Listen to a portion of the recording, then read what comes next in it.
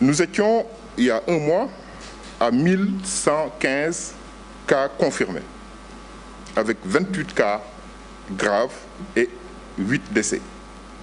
Un mois après, nous sommes à 4155 cas confirmés, 96 patients graves et 47 décès.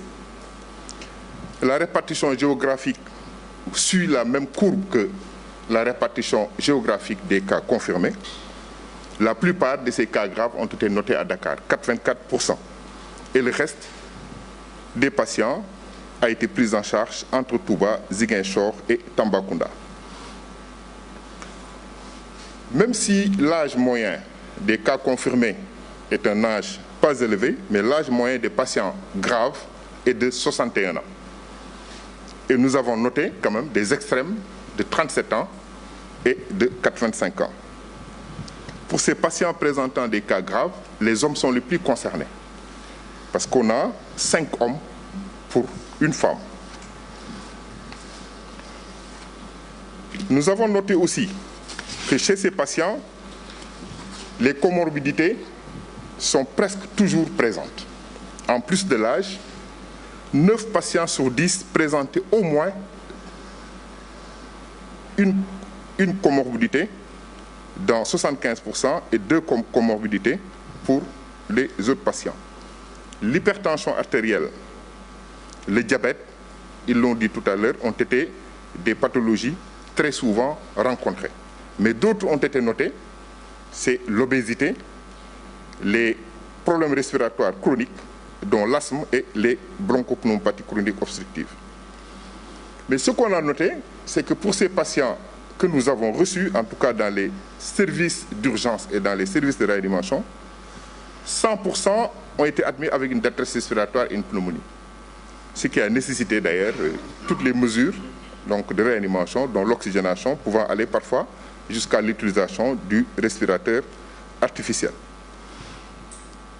Parmi ces patients, 18 ont présenté au cours de leur hospitalisation une insuffisance rénale, et qui a nécessité d'ailleurs que ces malades ont été donc mis sous dialyse, ont eu à bénéficier de plusieurs séances de dialyse. Le nombre de décès rapportés, en tout cas sur ce nombre de cas graves que nous avons noté, est de 47.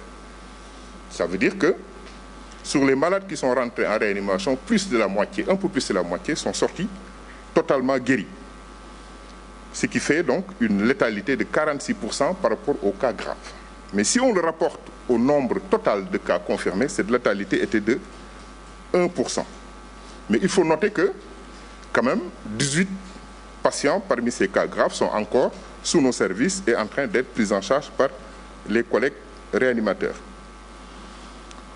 On l'a toujours dit, les conditions de prise en charge de ces patients graves doivent être améliorées à Dakar, mais également dans toutes les régions du Sénégal.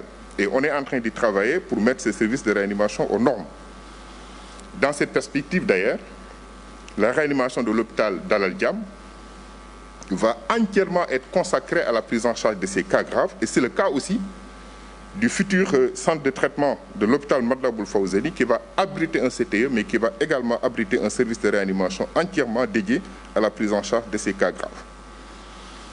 Dans la prise en charge de ces cas graves, qu'est-ce qui a été noté?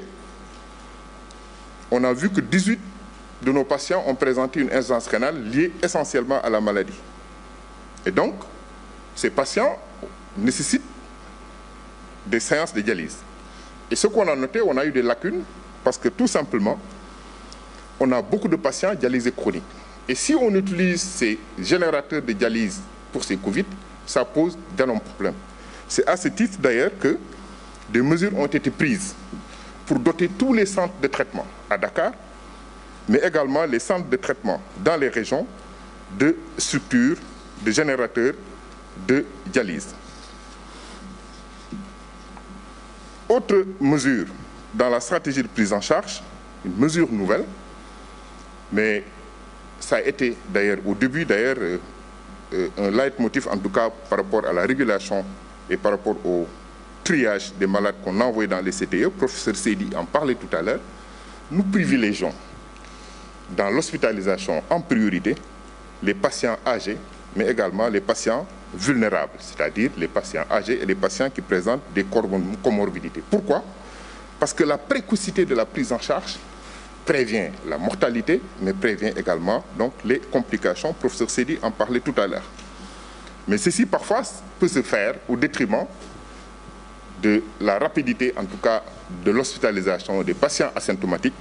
Nous nous en excusons et d'énormes efforts sont faits, en tout cas, pour augmenter le nombre de sites de prise en charge extra-hospitalière. Le docteur Abdoulaye Bousso en parlait tout à l'heure. Une autre mesure non moins importante, c'est la mise en place dans les EPS régionaux. Et à ce titre, nous félicitons la Direction générale des établissements de santé qui est en train de faire un excellent travail à ce niveau.